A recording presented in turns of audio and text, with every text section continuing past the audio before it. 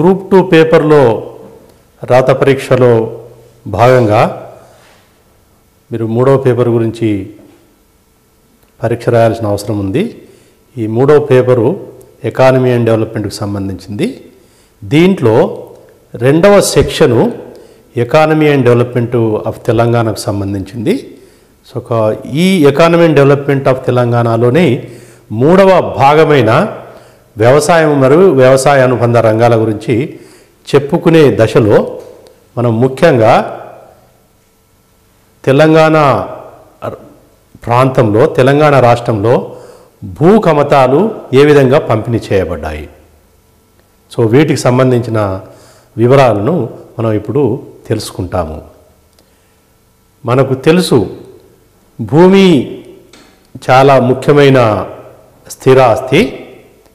ఎందుకంటే దీని ఆధారంగానే మానవజాలి మనుగడ ఉన్నది కాబట్టి దీని యొక్క ప్రాధాన్యత రకరకాలుగా ఉన్నది.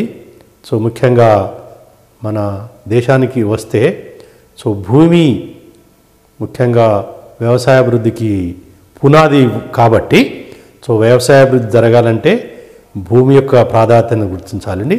తర్వాత భూమి యొక్క ప్రాధాన్యతను పెంచాలంటే కొన్ని రకమైన అంశాలను దృష్టిలో పెట్టుకోవాల్సి వస్తుంది.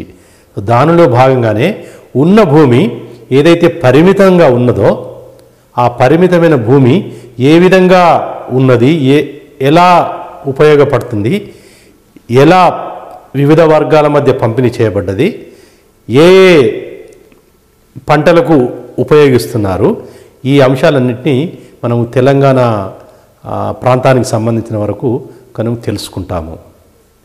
ఇక మొత్తము భూభాగము తెలంగాణ ప్రాంతంలో ఎంత ఉందంటే ఇది 112.08 లక్షల హెక్టార్స్ ఉన్నదనేది మనము తెలుసుకోవచ్చు.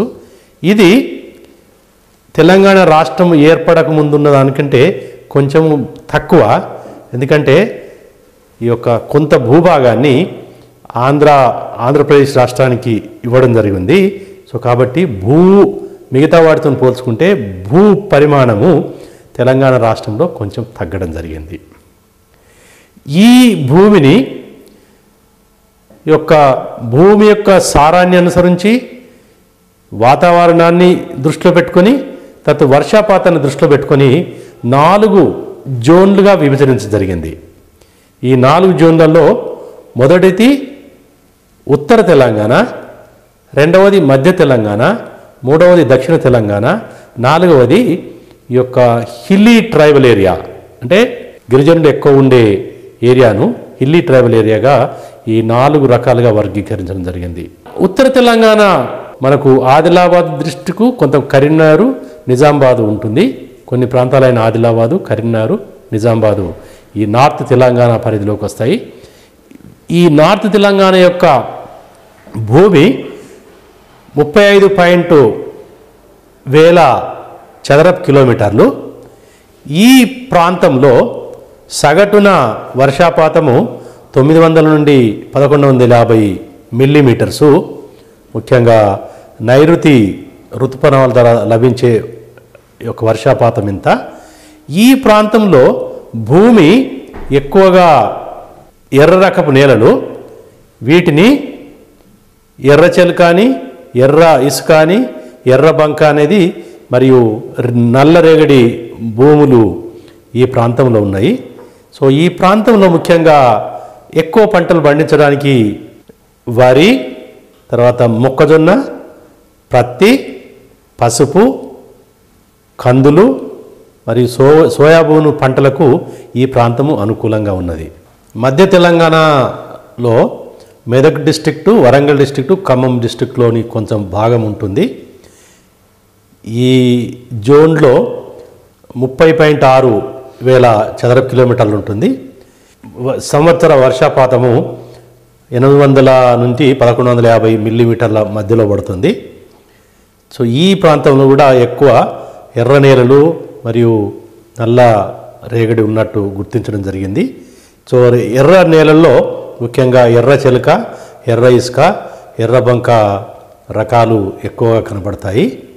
ఈ ప్రాంతము ఎక్కువ వరి, మొక్కజొన్న, ఈ పత్తి, పసుపు, పెసర్లకు మరియు మిర్చికి, మామిడి తోటలకు కూడా ఇది సూటబుల్గా ఉన్నది. కాబట్టి ఈ ప్రాంతంలో ఈ పంటలను ఎక్కువ పండిస్తున్నారు. ఇక దక్షిణ తెలంగాణ జోన్కి వస్తే ఈ జోను పరిధిలో యొక్క రంగారెడ్డి డిస్ట్రిక్టు, హైదరాబాద్ డిస్ట్రిక్టు, మహబూబ్ నగర్ మరియు నల్గొండ డిస్ట్రిక్టులు ఈ జోన్లో పడతాయి. ఈ జోన్ల యొక్క విస్తీర్ణము 39.33 చదరపు కిలోమీటర్లు. ఈ ప్రాంతంలో సగటున వర్షాభావము 600 నుంచి 780 మిల్లీమీటర్లు. సో మిగతా ప్రాంతాలతో చూసుకుంటే ఇక్కడ వర్షాపాతం కొంచెం తక్కువ ఉంటుంది. ఈ ప్రాంతం కూడా ఎర్ర నేలలకు ప్రసిద్ధిగాంచింది. ముఖ్యంగా ఎర్రబంక నేలలకు ఈ ఏరియా ప్రసిద్ధిగాంచింది. ఈ ప్రాంతంలో ఎక్కువ వరి, మొక్కజొన్న, కాటను, పసుపు, పెసళ్ళు మరియు కందులు కూడా ఈ ప్రాంతంలో ఎక్కువగా పండిస్తారు. ఇక ట్రైబల్ హిల్లీ రీజియన్కి వచ్చే వరకు ఇది ఆదిలాబాద్లోని కొంత ప్రాంతము, ఖమ్మంలోని కొంత ప్రాంతము ఉంటుంది. దీనిలో ఎక్కువ గిరిజనులే నివసించే ప్రాంతము. ఈ ఏరియా మిగతా జోన్లతో పోల్చుకుంటే తక్కువ, 4.66 చదరపు కిలోమీటర్లు. ఇక్కడ సగటున వర్షాభావము చాలా ఎక్కువగా ఉంటుంది. అంటే 1400 మిల్లీమీటర్సు. అంటే అత్యధిక వర్షపాతం ఉన్న జోన్గా దీన్ని గుర్తించడం జరిగింది. ఇక్కడ భూముల్లో ఎక్కువ ఎర్ర భూములు ఉంటాయి. దానిలో ఎర్ర ఇసుక, ఎర్రబంక మరియు ఒండ్రు మట్టి రకాలు ఎక్కువగా మనకు కనబడతాయి. ఈ ప్రాంతంలో వరి, ప్రత్తి మరియు మిర్చి అండ్ ఉద్యాన పంటలకు ఈ ప్రాంతము ఎక్కువ అనుకూలము. సో కాబట్టి మొత్తము భూమిలో యొక్క ఎర్ర భూముల శాతం చాలా ఎక్కువ ఉంది. అంటే దాదాపు 48% భూములు ఈ యొక్క ఎర్ర రకమైన భూములు. మిగతా దాంట్లో 25% నల్లరేగడి భూమి 25% ఉంటుంది. సో మిగతా దాంట్లో 20% వరకు కొన్ని రాక్సు, చిన్న చిన్న గుట్టలు, చెలుకలు, తర్వాత ఎక్కువ రాళ్ళ ఉంటుంది. తర్వాత ఎక్కువ పెద్ద పెద్ద రాళ్ళు, గుట్టలు ఉండే ప్రాంతం కూడా దాదాపు 7% తెలంగాణ భూమిలో ఈ రాళ్ళు, రప్పలు ఉండడం జరిగింది. సో కాబట్టి ఈ యొక్క భూమి రకాలను చూసుకున్నప్పుడు సో మనము ఎటువంటి పంటలు పండించవచ్చు, ఏ ప్రాంతంలో ఎక్కువ పంటలు పండించవచ్చు, వేటి అనుకూలంగా లేవనేది కూడా మనం దీన్ని బట్టి మనము గ్రహించవచ్చు. ఇక భూమికి సంబంధించిన అంశాలు ఏదైతే భూమి ఉన్నదో ఆ భూమి ఏ విధంగా విభజించబడి ఉన్నది, సో దీని గురించి చూసుకున్నప్పుడు దాదాపు ఎంత భూమి దేనిలో విభజించబడ్డది. సో దీంట్లో చూసుకుంటే ముఖ్యంగా ఈ భూమిని రకరకాలుగా మనము రకరకాల రీతిలో ఉన్నది.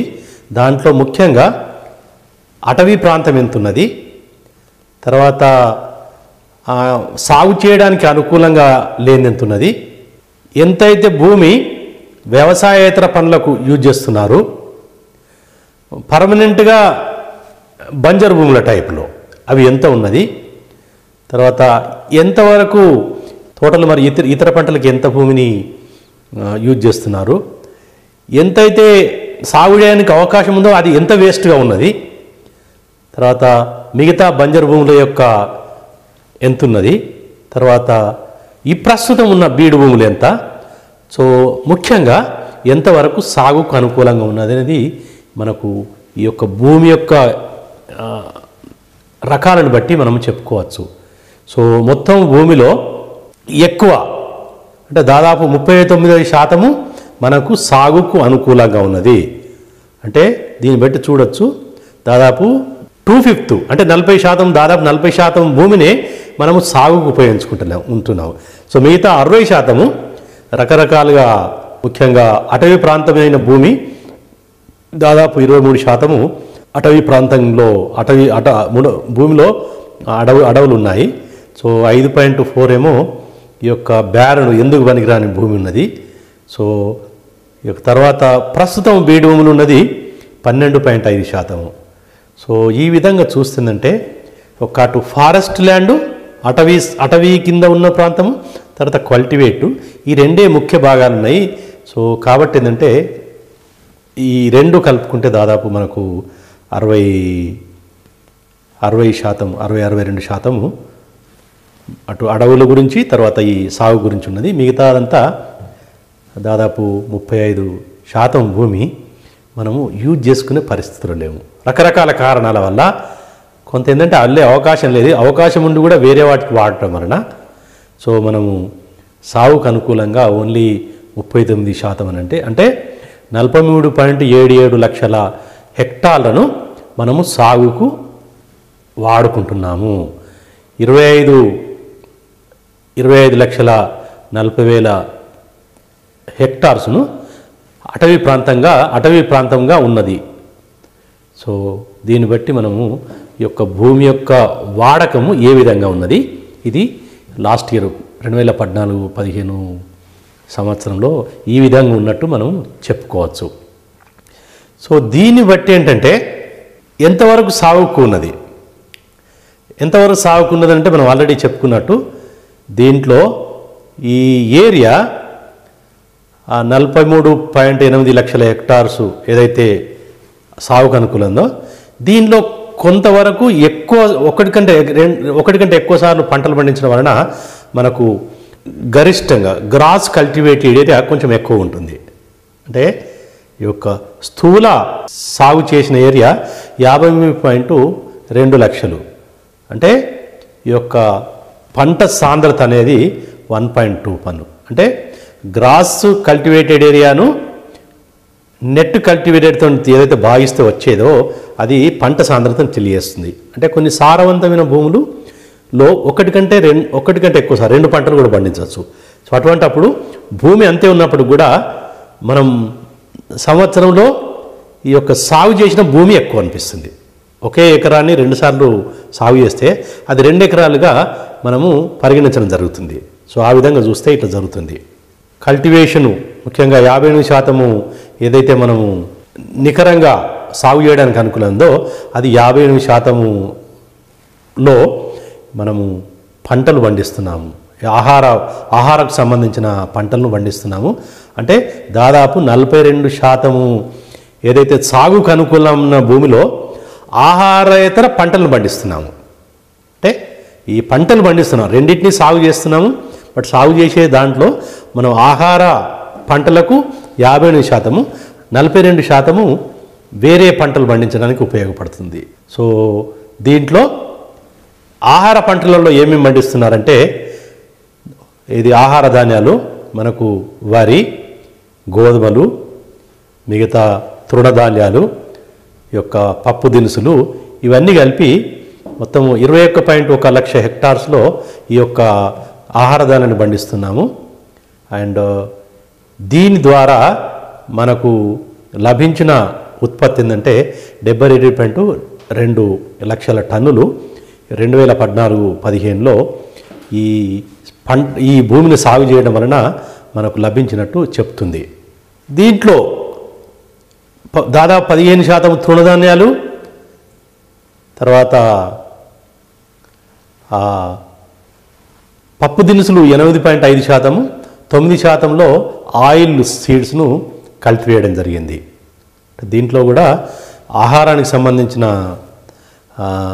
పంటలలో తృణధాన్యాలు 15%, 8.5% ఏమో పప్పు దినుసులు, 9% ఆయిల్ సీడ్స్. వీటి గురించి ఎందుకు అవగాహన, ఎందుకంటే వీటిని బట్టి మనకు అవసరమైనంత మనం ఉత్పత్తి చేస్తున్నామా లేకపోతే ఇతర ప్రాంతాల నుంచి దిగుమతి చేసుకుంటాం అనేది పెడుతుంది. సో అప్పుడప్పుడు వీటికి సంబంధించిన సమస్యలు కూడా తలెత్తున్నాయి కాబట్టి వాటి ఇన్ఫర్మేషన్ కొంచెం దృష్టిలో పెట్టుకోవడం చాలా అవసరం. సో వీటిని విశ్లేషించినప్పుడు ఏంటంటే మనకు అర్థమైంది ఏంటంటే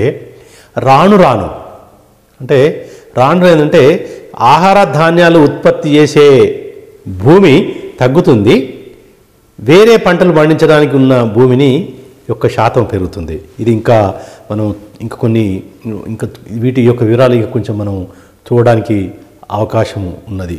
వీటి గురించి ఇంకా కొంచెం ఇన్ఫర్మేషన్ తెలుసుకున్నప్పుడు ఏంటంటే ఈ యొక్క మనం ఆల్రెడీ చెప్పాము దీని గురించి ఏ పంటలు పండించడానికి ఎంత భూమిని ఉపయోగించుకుంటున్నాము, ఆ భూమిలో ఎంత పంట పండింది. సో వీటి గురించి కూడా కొంచెము వివరాలు అవసరము. ఎందుకంటే దాన్ని బట్టి ఏంటంటే భూమి యొక్క ఉపయోగము, భూమి యొక్క సారవంతం కూడా దాన్ని బట్టి కూడా మనకు ఎంత పంట పండుతుందనేది కూడా మనం దీన్ని బట్టి తెలుసుకోవచ్చు. ఎక్కువ భూమి వరి పండించడానికి ఉపయోగిస్తున్నాము. ఇది 14-15లో మనం 14.15 లక్షల హెక్టార్లు దీనికి వరి పండించడానికి ఉపయోగిస్తే ఇది తర్వాత సంవత్సరంలో తగ్గింది. సో వరి పండించే భూమి తగ్గడానికి కారణము అందరికీ తెలుసు. ఎందుకంటే మనకు అనుకూలంగా నీటిపారుదల సౌకర్యం తగ్గినప్పుడు ఎందుకంటే వరి పంటకు నీరు ఎప్పుడు అవసరం కాబట్టి సో నీటిపారుదల అవకాశం ఎక్కువ లేనప్పుడు ఏంటంటే పంట తగ్గించడానికి అవకాశం ఉంది. బట్ దానితో పాటు ఒకవేళ దీని యొక్క పంట పండించే పరిమాణం తగ్గినప్పటికి కూడా పంట దిగుబడి కొంచెం పెరిగినట్టు ఉంటుంది. అంటే 1 ఎకరా సాగు చేస్తే మనం దాదాపు 1 హెక్టార్ సాగు చేస్తే 3332 కిలోల ధాన్యాన్ని వస్తున్నట్టు చెప్తుంది. అంటే సో దీన్ని బట్టి ఏంటంటే కొంతవరకు భూమి యొక్క ప్రొడక్టివిటీ ఉత్పాదకత కొంత పెరిగినట్టు మనం కనబడవచ్చు. ఇక రెండవ పంట ఇది మెట్ట పంట కూడా మనం పరిగణిస్తాము. దీని యొక్క విస్తీర్ణం కూడా తగ్గింది. గత సంవత్సరంతో పోల్చుకుంటే ఈ సంవత్సరము 6.92 లక్షల హెక్టార్ల నుండి 5.56 హెక్టార్లకు తగ్గడం జరిగింది. దీని యొక్క ఉత్పాదకత తగ్గినట్టు మనం ఈ గణాంకాలు చెప్తున్నాయి. సో ఇతర తృణధాన్యాలు ఏవైతే అనుకున్నామో అవి కూడా గణనీయంగా ఉత్పత్తి చేసే భూమి శాతము చాలా తగ్గుతుంది.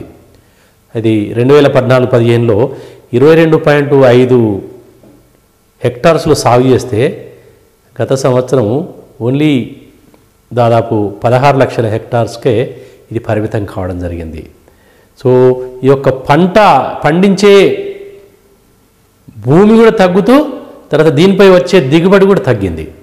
అంటే దాన్ని బట్టి ఏంటంటే తృణధాన్యాల ఉత్పత్తిపై మనం ఎక్కువ శ్రద్ధ పెట్టడం లేదు. ఇక పప్పు దినుసులకు వస్తే పప్పు దినుసులు యొక్క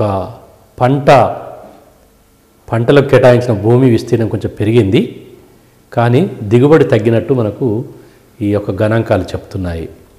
సో ఇక మొత్తము ఆహార ధాన్యాలకు సంబంధించిన వరకు వస్తే సో గత సంవత్సరంతో పోల్చుకుంటే ఈ సంవత్సరం తగ్గింది. సో అది గత సంవత్సరంతో పోల్చుకుంటే ఈ సంవత్సరము ఒక ఆహార ధాన్యాలు ఉత్పత్తి చేయడానికి వినియోగించే భూమి తగ్గడం జరిగింది. 26.13 లక్షల హెక్టార్లు గత సంవత్సరం మనము వీటిని కేటాయిస్తే ఈ సంవత్సరము 20.46 లక్షల హెక్టార్స్కి పరిమితం చేయడం జరిగింది. దీనితో పాటు ఉత్పాదకత కూడా తరిగింది.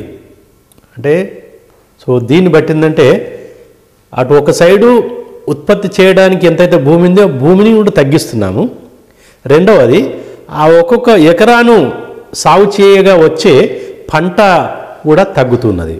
సో ఈ రెండు జరగడం వలన ఇప్పుడు ఆహార ధాన్యాల యొక్క లభ్యతకు కూడా కొంచెము ఇబ్బంది ఏర్పడే అవకాశాలు ఉన్నట్టు మనం గమనించవచ్చు. ఇక ఆయిల్ సీడ్స్కి సంబంధించిన వరకు గ్రౌండ్ నట్ మన తెలంగాణ ప్రాంతంలో కొన్ని ప్రాంతాలనే పండిస్తున్నారు. ఇది చాలా తక్కువ విస్తీర్ణంలో పండిస్తున్నారు. ఈ విస్తీర్ణం కూడా కొంచెం తగ్గినట్టు మనకు గణాంకాలు చెప్తున్నాయి. సో విస్తీర్ణం తగ్గడంతో పాటు ఈ యొక్క గ్రౌండ్ నట్ యొక్క ఉత్పాదకత కూడా గణనీయంగా తగ్గడం జరిగింది. సో ఇంకో పంట ఏదైతే సోయాబీన్ కూడా ఉందో ఆ పంట విస్తీర్ణంలో పెద్ద మార్పు లేదు, అలాగే ఉత్పాదకతలో కూడా పెద్దగా మార్పు ఉన్నట్టు మనకు మార్పు లేనట్టు గణాంకాలు చెప్తున్నాయి. సో కాబట్టి మొత్తం ఆయిల్ సీడ్స్లో చూసుకున్నప్పుడు సో ఒక విస్తీర్ణత కొంచెం తగ్గింది, తర్వాత ఉత్పాదకత కూడా కొంచెం తగ్గినట్టు చెప్తుంది. ఇక కాటను ఏదైతే కాటన్ మరియు షుగర్ కేన్ రెండు ఏవైతే అనుకున్నా, కాటన్కి వచ్చినప్పుడు ఏంటంటే ఈ పంట పండించే విస్తీర్ణము పెరుగుతూ ఉన్నది రాను రాను. సో మొత్తం విస్తీర్ణంలో దాదాపు 17 లక్షల హెక్టార్ల భూమిలో లాస్ట్ ఇయర్ సాగు చేస్తే ఈ సంవత్సరంకి వచ్చారు దాదాపు 18 లక్షల హెక్టార్స్కి వచ్చింది. అంటే దాదాపు 1 లక్ష హెక్టార్సు అదనపు భూమిని ఈ పత్తి పండించడానికి ఉపయోగించడం జరిగింది. సో దీంట్లో ఉత్పాదకతలో పెద్ద గణనీయమైన మార్పు లేదు, కానీ ఈ మార్పు తగ్గినట్టు మనకు చెప్తుంది. ఓకే, అంటే ఇదివరకు చెప్పుకున్నట్టు ఏంటంటే ఇది కూడా ఒక వివిధ పంటల కింద ఎంత భూమి సాగు చేస్తున్నారు, ఒక్కొక్క ఎకరాము సాగు చేయడం వలన ఒక్కొక్క పంట ఎంత వస్తుందని మనము బేరీజ్ వేసుకున్నట్టుంటే మనకు దీన్ని బట్టి అర్థం చేసిందంటే వ్యవసాయము ఆహార ధాన్యాల యొక్క ఉత్పత్తి చేసే పరిమాణము ఏదైతే విస్తీర్ణత ఉందో అది తగ్గుతున్నది, ఉత్పాదకత కూడా కొంచెం తగ్గుతున్నది. ఏదైతే మనము కామర్షియల్ క్రాప్స్ అనుకున్నాము, అంటే ఆహారానికి కాకుండా ఆహారేతర పంటలు అనుకున్నాం, దానిలో మనకు ప్రత్తి అనేది ముఖ్యమైన పాత్ర పోషిస్తుంది. సో దీని ఉత్పాదకత కూడా కొంచెం తగ్గుతున్నది. కాబట్టి ఈ యొక్క కామర్షియల్ క్రాప్స్ ముఖ్యంగా ఈ యొక్క కాటను పండించేప్పుడు రకరకాల సమస్యలు ఉంటాయి. దాని వలన మనం కొన్ని ఏవైతే మనం ఎఫెక్ట్స్ కూడా మనం అప్పుడప్పుడు చూస్తున్నాం. ఎందుకంటే చాలామంది పత్తి రైతులు రకరకాల కారణాల వల్ల కూడా సూసైడ్ చేసుకున్నట్టు కూడా మనము తెలుసుకోవడం జరిగింది. సో కాబట్టి పంటలను పండించే దానిలో భూమి ఏ పంటలను ఎక్కువ పండిస్తున్నారు, దానిలో ఎటువంటి సమస్యలు వస్తున్నది మొదలు దానికి వహించాలంటే ఎంత భూమిని రైతు ఏ పంటలకు ఉపయోగిస్తున్నాడు. సో రాను ఏంటంటే ఆహార ధాన్యాలను తగ్గిస్తూ ఈ యొక్క కామర్షియల్ క్రాప్స్ ఏదైతే కామర్షియల్ క్రాప్స్ వైపు రైతు మొగ్గు చూపడం అనేది చేస్తున్నాము. ఇక ముఖ్యమైన ఏదో భూమి ఒక వ్యవసాయానికి సంబంధించిన ఏ పంటలు పెట్టినప్పుడు మనము భూమిని 2-3 రకాలు కూడా ఇది కూడా వ్యవసాయ అనుబంధానికి సంబంధించింది. సో దీనిలో ఉద్యానవనాలు. సో ఉద్యానవనాలు అంటే మనకు ముఖ్యంగా గోచరించిందంటే పండ్లను పండించడానికి ఎంత భూమి వాడుతున్నారు, తర్వాత సుగంధ ద్రవ్యాలను పండించడానికి ఎంత భూమిని వాడుతున్నారు, కూరగాయలను పండించడానికి ఎంత భూమి వాడుతున్నారు, తర్వాత పూలను పండించడానికి కూడా ఎంత వాడుతున్నారు అనేది మొత్తం ఇవన్నిటిని కలుపుకుంటే మనము ఉద్యానవన పంటలుగా మనము పరిగణించవచ్చు. సో దీంట్లో ఈ యొక్క ఎంత ఏరియా ఉంది, ఎంత ఈల్డ్ వస్తుంది అనేది వీటిలలో మనం చూసుకున్నప్పుడు మనకు మార్పులు క్లియర్గా కనబడుతుంది. అంటే ఈ యొక్క పంటలను ముఖ్యంగా పంటలను పండించే భూమి గత సంవత్సరం పోల్చుకుంటే కొంచెం పెరిగినట్టు మనకు ఇక్కడ తెలుస్తుంది. ఇదివరకు 3,61,000 ఎకరాలు ఈ పండ్ల తోటలు పెడితే ఈ సంవత్సరము 3,81,000కి కొంచెం తగ్గినట్టు కొంచెం పెరిగినట్టు చూపిస్తుంది. అలాగే సుగంధ ద్రవ్యాలకు వచ్చే వరకు 1,71,000 దాదాపు ఉంటే ఇది కొంచెం తగ్గినట్టు చూపిస్తుంది. తర్వాత కూరగాయలను చేసేటప్పుడు 1,71,000 ఎకరాలు దీనికి సాగు కింద ఉంటే ఇది 1,55,000కు తగ్గినట్టు మనకు చెప్తుంది. అంటే కూరగాయలను పండించే విస్తీర్ణత కొంచెం తగ్గినట్టు చేస్తుంది. ఒక పూలు పండించే భూమి 7,438 ఎకరాల నుండి 3,086 ఎకరాలకు పడిపోయింది. అంటే గణనీయంగా పూలు సాగు చేసే భూమి తగ్గుతున్నది. సో వీటి యొక్క ఉత్పాదకత కూడా కొంత తగ్గింది. ముఖ్యంగా పండ్లకు సంబంధించిన వరకు తగ్గినట్టు చూస్తుంది. తర్వాత ఈ యొక్క సుగంధ ద్రవ్యాలకు సంబంధించినప్పుడు కూడా కొంచెం తగ్గినట్టే మనకు సూచనలు ఉన్నాయి. తర్వాత కూరగాయలకు కూడా ఆల్రెడీ కొంచెం తగ్గింది. ఎందుకంటే విస్తీర్ణం తగ్గినప్పుడు ఈ యొక్క దిగుబడి తగ్గడానికి కూడా ఆస్కారం ఎక్కువ ఉంటుంది. సో దిగుబడి తగ్గలేదనంటే మనం 1 ఎకరా వచ్చే దిగుబడి పెరిగినప్పుడు అప్పుడు మాత్రమే ఒక విస్తీర్ణం తగ్గినప్పుడు కూడా మనకు దిగుబడి ఎక్కువ రావడానికి ఆస్కారం ఉంటుంది. బట్ ఇక్కడ అటువంటి ఇది జరిగినట్టు మనకు సూచనలు ఏం లేవు. ఇక ఫ్లవర్స్ సంబంధించిన వరకు ఇక 21,714 మెట్రిక్ టన్స్ నుంచి 13,000 మెట్రిక్ టన్సే పడ్డది. అంటే పూలు సాగుబడి చేసే విస్తీర్ణం తగ్గడం, తర్వాత దాని ద్వారా వచ్చే మొత్తం పూలు దిగుబడి కూడా గణనీయంగా తగ్గడం జరిగింది. సో కాబట్టి అటు సైడ్ మనము ఆహార ధాన్యాలు, తర్వాత ఆహారేతల పంటలు, తర్వాత ఈ ఉద్యాన పంటలు ఇవన్నీ చూసుకున్నప్పుడు మనకు ఈ యొక్క సాగు చేసే భూమిని ఏ విధంగా ఉపయోగిస్తున్నది దీన్ని బట్టి మనము తెలుసుకోవచ్చు. ముఖ్యంగా ఈ ల్యాండ్ హోల్డింగ్స్, ఈ భూమి వివిధ వర్గాల మధ్య ఎట్లా పంపిణీ చేయబడ్డది. వివిధ వర్గాలంటే మనము ఒక కుటుంబానికి భూమి ఒకటే ప్రదేశంలో ఉండదు. కుటుంబానికి భూమి వివిధ రకరకాల ప్రాంతాలలో పంపిణీ చేయబడి ఉంటుంది. సో ఒక దగ్గర 1 ఎకరా ఉంటుంది, ఇంకో దగ్గర 1/2 ఎకరా ఉంటుంది, ఇంకో దగ్గర 2-3 ఎకరాలు ఉంటుంది. ఇది భూ కమతాలు అనేది ఒక కుటుంబానికి చెందినప్పటికి కూడా ఆ భూ కమతాలు ఒక ప్రదేశంలో లేకపోవడము. సో ఇది ముఖ్యమైన అంశం కాబట్టి దీని గురించి కొంచెం మనం అవగాహన ఉండడం మంచిది. ఎందుకంటే దీన్ని మనం ముఖ్యంగా ఈ యొక్క ల్యాండ్ హోల్డ్ కమతాల పంపిణీ చేసుకున్నప్పుడు వీటి గురించి మనం అవగాహన ఉండడము చాలా అవసరము. తెలంగాణ కానీ ఇతర ప్రాంతాల్లో కూడా ఏంటంటే ఒక కుటుంబానికి భూమి ఒకే ప్రదేశంలో ఉండదు. ఈ భూమి వివిధ ప్రాంతాలలో డిస్ట్రిబ్యూట్ అయి ఉంటుంది. సో కాబట్టి భూమిని ఒక దగ్గర ఉన్న భూమిని దాన్ని మనం కమతంగా పరిగణించినప్పుడు ఒకే కుటుంబానికి కమతాల సంఖ్య 1 కంటే ఎక్కువ ఉండొచ్చు. సో ఏం జరుగుతుందంటే మన దగ్గర ఒక ఉమ్మడి కుటుంబము విడిపోయినప్పుడు ఆ కమతాల సంఖ్య పెరుగుతుంది.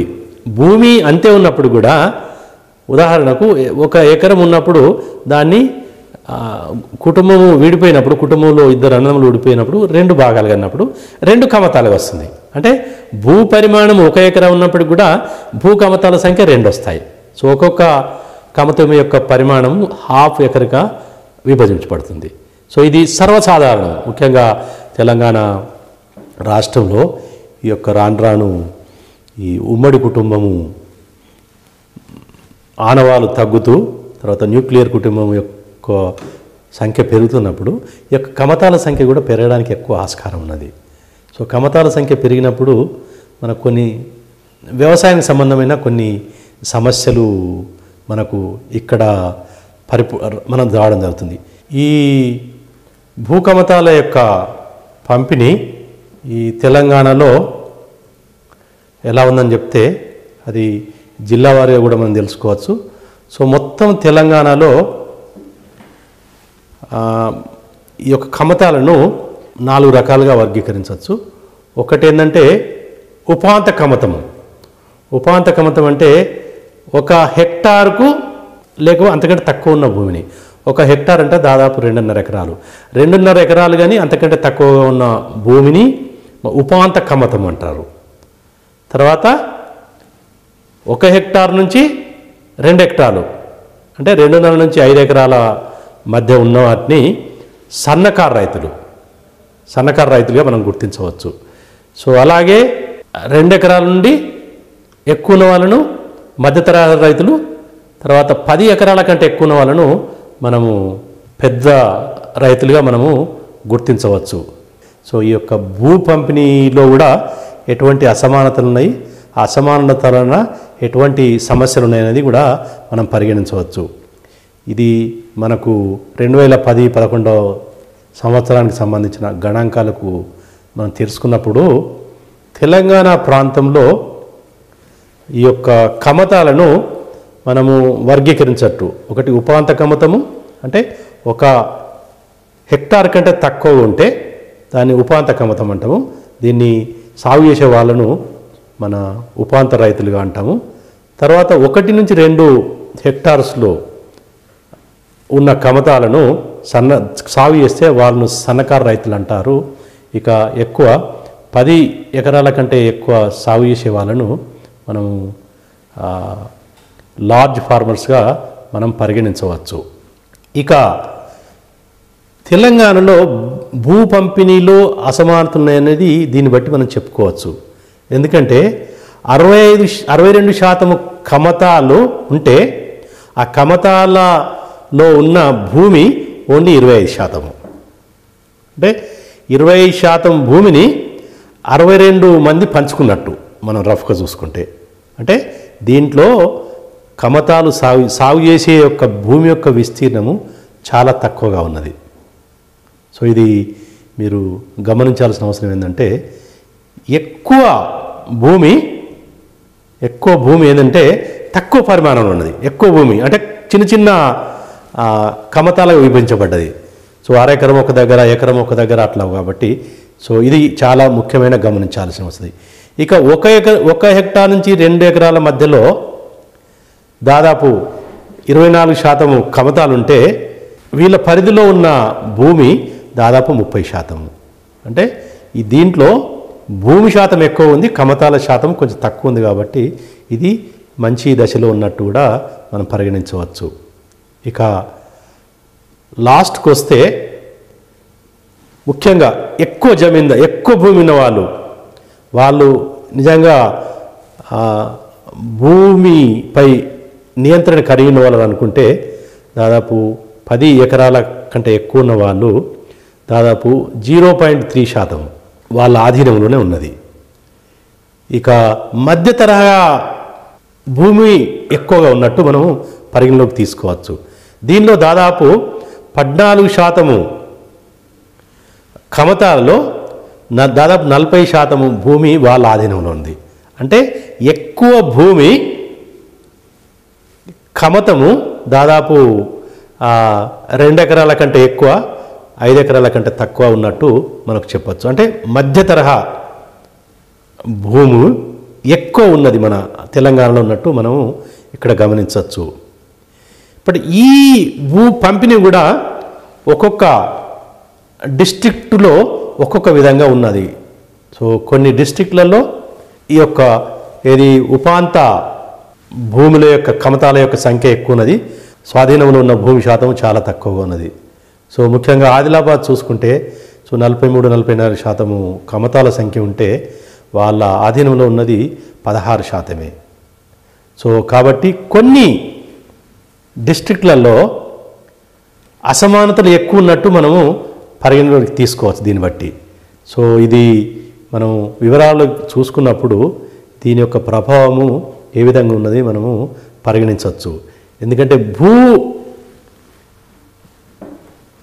పరిమాణము తక్కువ ఉంటే దాని ప్రభావము ఉత్పాదకత పడుతుంది.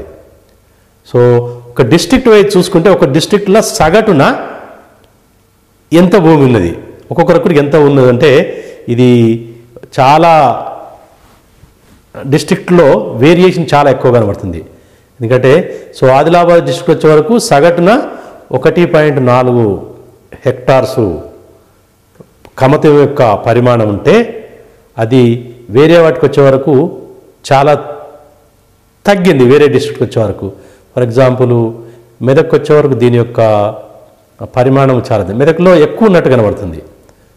మెదక్లో ముఖ్యంగా దాదాపు 68% కమతాల శాతం ఉంటే వాళ్ళ ఆధీనంలో ఉన్న భూమి 30%. సో కాబట్టి మెదక్ డిస్ట్రిక్ట్లో కొంచెము అసమానతలు ఎక్కువ ఉన్నట్టు దీన్ని బట్టి మనము పరిగణలో చూసుకోవచ్చు. సో కాబట్టి ఏంటంటే సగటున లభించే భూమి 1 నుంచి 2 లోపటే ఉంది. అంటే సో సగటున భూమి 1 నుంచి 2 హెక్టార్స్ మధ్యలోనే ఉంది. కాబట్టి మనకు ఆధునిక పంటలు పండించడానికి ఎక్కువ అనుకూలంగా లేదనేది ఈ యొక్క భూ కమతాల పంపిణీని బట్టి మనం దృష్టిలో తీసుకోవచ్చు. అయితే ఈ సందర్భంగా మనం భూ సంస్కరణల గురించి తెలుసుకున్నప్పుడు వాటి ప్రభావము ఈ యొక్క భూ కమతాల పంపిపై ఎలా పడ్డది అనేది కూడా మనం ఇక్కడ ప్రస్తావించాల్సిన అవసరం ఎంతైనా ఉన్నది. భూ సంస్కరణలో భాగంగా భూమిని చాలామందికి పంచడం జరిగింది.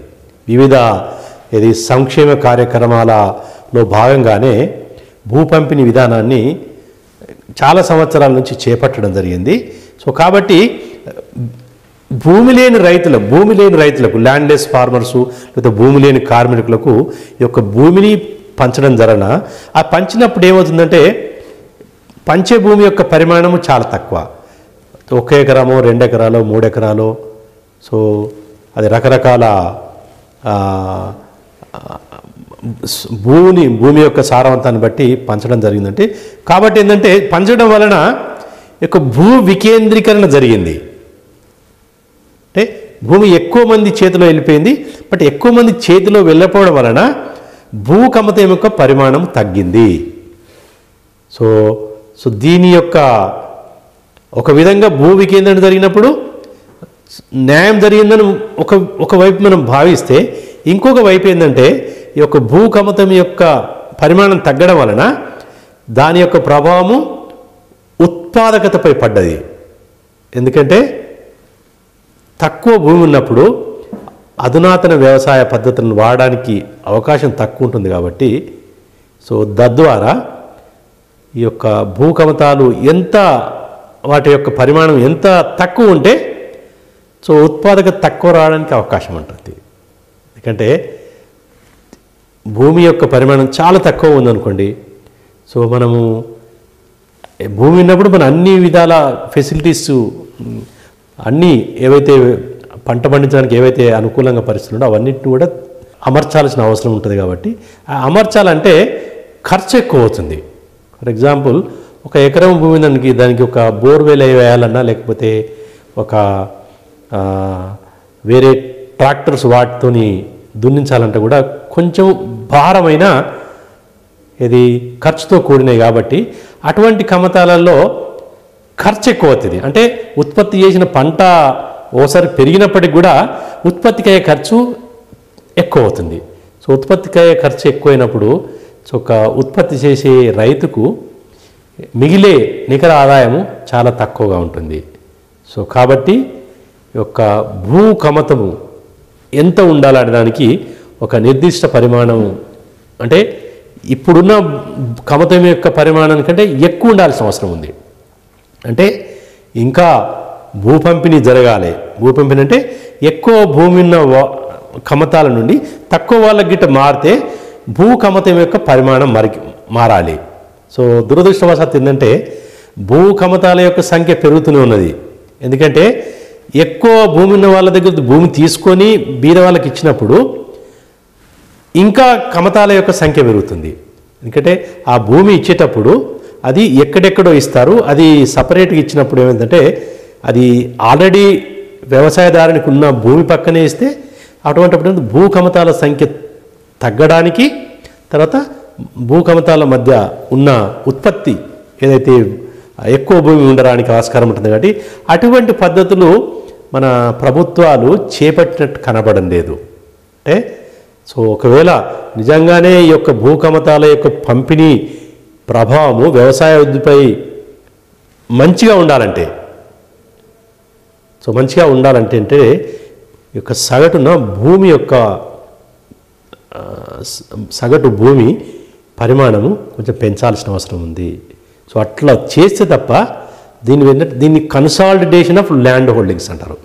అంటే కన్సాలిడేట్ చేయాలి. అంటే ఒక కుటుంబముకు భూమి 4-5 ప్లేస్లో ఉన్నప్పుడు అది వేరే వాళ్ళకి ఇచ్చేసి ఎక్కడో ఒక దగ్గర తీసుకుంటే ఏమవుతుందంటే ఆ కమతం యొక్క పరిమాణం పెరుగుతుంది. కమతంలో ఉన్న భూమి పెరుగుతుంది, కమతాల సంఖ్య తగ్గుతుంది. సో కమతాల సంఖ్య తగ్గి కమతం యొక్క పరిమాణం పెరిగినప్పుడు సో ఈ యొక్క అధునాతన పద్ధతులను అవలంబించడానికి ఆస్కారం ఉండడం వలన ఉత్పత్తి పెరిగే అవకాశం ఉంటుంది. సో కాబట్టి ప్రభుత్వం కూడా ఈ దశలో కూడా ఆలోచించాల్సిన అవసరం ఎంతైనా ఉన్నది. సో కాబట్టి దాన్ని బట్టి మనం ఈ యొక్క భూకమతాల యొక్క పంపిణీ గురించి ఇక్కడ మనకు తెలుసుకోవాల్సిన అవసరము ఎంతైనా ఉన్నది. సో కాబట్టి మనము ఈ యొక్క భూకమతాల పంపిణీ గురించి తెలుసుకున్నప్పుడు మనకు కొన్ని విషయాలు స్పష్టంగా గోచరిస్తున్నాయి. ఒకటి ఏంటంటే ఉన్న భూమి మనం చెప్పినట్టు ఎలా ఉన్నది. సో మనం అల్టిమేట్గా చూసుకుంటే అది మన వ్యవసాయానికి అనుకూలంగా ఉన్నదా లేదా. సో అది ముఖ్య లక్ష్యం అంటే ఓన్లీ 40% భూమి వరకే మనకు వ్యవసాయం చేయడానికి ఉన్నది. అంటే 40% ఏది సాగు చేయడానికి ఉన్నది. సో మిగతా దాంట్లో మనకు వేరే ఉపయోగాలకు వాడినప్పటికీ మన వ్యవసాయానికి అనుకూలంగా లేదు. సో ఇది ముఖ్యమైన అంశము. ఇంకా రెండవ విషయానికి వస్తే ఈ సాగు చేసే భూమిని కూడా పంటలు పండించడానికి ఏదైతే మనం వాడుతున్నామో ఆ పంటలలో కూడా మార్పులు వస్తున్నాయి. మన ఆహార పంటలానికి పండించే భూమి యొక్క శాతం తగ్గుతూ మిగతా పంటలు పండించడానికి రైతులు ఎక్కువ మొగ్గు చూపుతున్నారు. ఇది కూడా రెండవ ముఖ్యమైన విషయము. ఇక మూడవ అంశం ఏంటంటే ఈ వివిధ పంటలకు ఏదైతే మనం వాడుతున్నామో ఆ పంటలు కూడా ఉత్పాదకత మనకు పెరిగినట్టు సూచనలు లేవు. చాలా పంటలలో ఇది తగ్గినట్టు కనబడుతుంది. ఇది కూడా ఒక మంచి పరిణామం కాదు. దీనిపై దృష్టి పెట్టాలి. ఇక నాలుగో విషయం ఏంటంటే ఈ యొక్క భూమి అనేది చాలా కమతాలుగా విభజించబడ్డది. అంటే ఎక్కువ కమతాలలో తక్కువ భూమి ఉన్నది. అది ప్రతి జిల్లాలో కూడా మనకు ప్రస్ఫుటంగా గోచరిస్తున్నది. కొన్ని జిల్లాలలో కమతాల సంఖ్య ఎక్కువ ఉన్నది. ముఖ్యంగా ఉపాంత రైతులుగా మనం పేర్కొన్నప్పుడు దాదాపు 60-70% కమతాలు ఈ యొక్క ఉపాంత కమతాల పరిధిలోకి వచ్చి వాళ్ళ ఆధీనంలో ఉన్న భూమి 20-30% కంటే ఎక్కువ లేదు. సో ఇది చాలా ఆలోచించాల్సిన విషయము. ఇది ముఖ్యంగా ఏంటంటే ఇది వ్యవసాయ ఉత్పత్తిని పెంచడానికి ఇది అనుకూలంగా లేదనేది ఈ ద్వారా మనము గమనించవచ్చు. ఇక దీనికి సంబంధించిన ప్రశ్నలు మీరు ఎదుర్కొన్నప్పుడు ఎటువంటి ప్రశ్నలు వచ్చే అవకాశం ఉంది. సో ముఖ్యంగా ఫస్ట్ ఏంటంటే ఇది భూమికి సంబంధించిన విషయం కాబట్టి మొత్తము తెలంగాణ రాష్ట్రంలో ఎంత భూమి ఉన్నది మనకు ఆల్రెడీ క్లియర్గా చెప్పవచ్చు. ఇది భూమి మనము సంఖ్యా రూపకంగా ఆల్రెడీ గుర్తుంచుకోవాల్సిన అవసరం ఉంది. దీంట్లో ఎటువంటి రకాల భూములు ఉన్నాయి, ఎందుకంటే ఒక్కొక్క పండించాలంటే ఒక్కొక్క రకమైన భూమి అనుకూలంగా ఉంటుంది, మిగతా పంటలు పండించలేము. సో కాబట్టి ఏ పంటలకు ఏ భూములు అనుకూలంగా ఉన్నాయి, అలా అనుకూలంగా ఉన్న భూమిలోనే అనుకూలమైన పంటలు పండిస్తున్నారా. సో ఇది ఒకటి.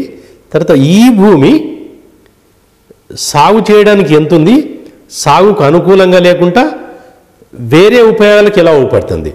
ముఖ్యంగా అటవీ ప్రాంతము, తర్వాత తోటలకు, బంజరు భూములు, ఇది గుట్టలు, మన గుట్టలు చిన్న చిన్న గుట్టలుగా ఎంత ఉన్నది. ఇక్కడ ఇవన్నిటిని చూసుకుంటే ఏంటంటే మనము ఎంత భూమిని మనము సక్రమంగా ఉపయోగించడానికి అవకాశం ఉంది. అది ఎందుకంటే రాళ్ళు రప్పలు ఉంటే మన వ్యవసాయానికి అనుకూలంగా ఉండదు. సో అటువంటిలో మనం ఎంత ఖర్చుపడి చేసినా కానీ మనం ఖర్చు ఎక్కువ, ఆదాయం తక్కువ వస్తుంది. సో కాబట్టి అటువంటి ఉన్నదాన్ని ఎక్కువ మంచిగా ఉపయోగించాల్సిన అవసరం ఉన్నది. సో ఇక ఈ భూమి పంపిణీ గురించి వచ్చేసిందంటే ఈ భూమిని ఏ పంటలు వండడానికి వాడుతున్నారు. సో ఈ పంటలకు ఎంత భూమిని వాడారు, ఆ భూమిలో ఎంత పంట పండింది, ఈ భూమి విస్తీర్ణము ఒక్కొక్క పంటకు తగ్గుతుందా పెరుగుతుందా. సో చాలా పంటలు ఏవైతే ఆహార ధాన్యాలకు సంబంధించిన పంటలు ఏవైతుందో వాటిని పండించడానికి మనకు భూమి తగ్గుతుంది కాబట్టి సో బ్రాడ్ గడవచ్చు. సో గత సంవత్సరంతో పోల్చుకుంటే, గత దశాబ్దంతో పోల్చుకుంటే ఈ దశాబ్దంలో ఈ యొక్క వరి సాగు చేసే విస్తీర్ణము తగ్గుతుందా, పెరుగుతుందా, స్థిరంగా ఉంటుందా? సో ఇది కొన్ని ముఖ్యమైన క్రాప్స్ అడగచ్చు. లేకపోతే మొత్తం ఆహార ధాన్యాలు, సో ఆహార ధాన్యాలు, ఆహారేతర ధాన్యాలు, సో వీటిపై ఏ దిశగా యొక్క ల్యాండ్ను ఉపయోగించడం జరుగుతుంది. సో కాబట్టి వీటికి సంబంధించిన కొంచెం మీరు చూడొచ్చు. అలాగే ఉద్యానవన పంటలలో ఎంత దేనికి వాడుతున్నారు, దాని ఉత్పత్తి ఎంత వస్తున్నది, వీటి గురించి కూడా కొంచెం మీరు లేటెస్ట్ గణాంకాలు కొంచెం దృష్టిలో పెట్టుకోవాల్సిన అవసరం ఉంది. ఇక లాస్ట్ విషయానికి వస్తుందంటే ఈ ఉన్న భూమి ఎలా పంపిణీ చేయబడ్డది.